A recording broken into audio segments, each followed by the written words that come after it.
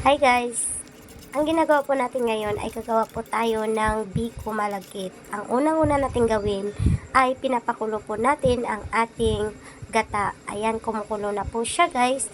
Ihalo-halo lang natin siya hanggang sa lalabas po yung kanyang oil or magkakabuo-buo na po yung kanyang lunok po ang tawag sa amin dyan. Hindi ko na alam kung ano ang tawag sa inyo dyan.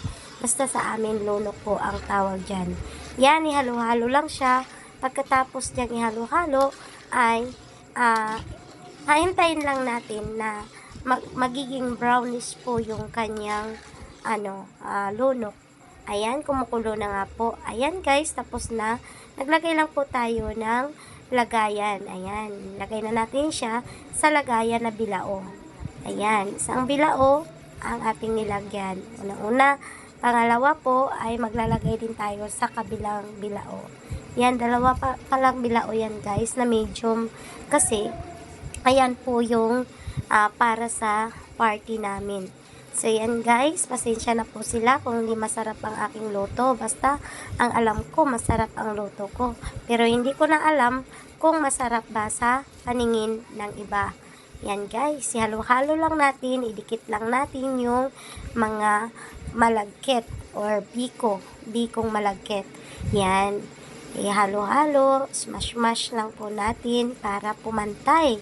At pagkatapos nyan guys, ay ilalagay na natin yung brown na yan. Yan, ang galing ko naman magpantay. Yan, talagang pinag-effortan ko yan guys. Madaling araw pa yan ginawa ko guys. Para hindi po hassle. At may pupuntahan pa kami that time. So yan guys, ayan, halo-halo. Piniplain ko po. Matagal po ako nag-plain sa malagkit. Yan po guys. So tingnan nyo po. Ganyan lang po. Halo-halo, halo-halo, halo-halo. Halo-halo lang ng halo-halo. Yan guys. Ayan. Hintayin lang natin. Kasi matagal po talaga ako maghalo. Medyo matagal-tagal po yung ating paghalo-halo ng ating biko. Yan. Sa mga gustong kumain ng biko dyan guys, ito, na-relate po kayo dito sa aking ginawa. Talagang napakasarap naman ito para sa akin. Masarap po siya tuwing umaga.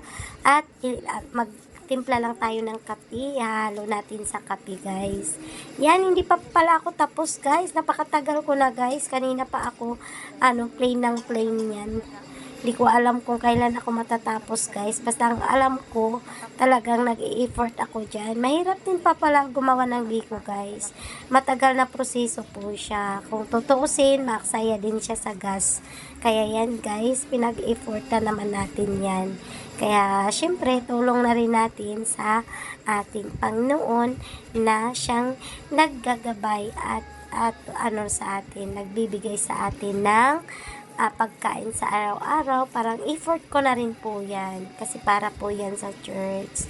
Yan po, salamat Lord sa pagkain, salamat sa magandang kalusugan, salamat at meron kaming pinakain sa araw-araw. Ayan guys, tapos na po pala. Ayan, ay tapos na.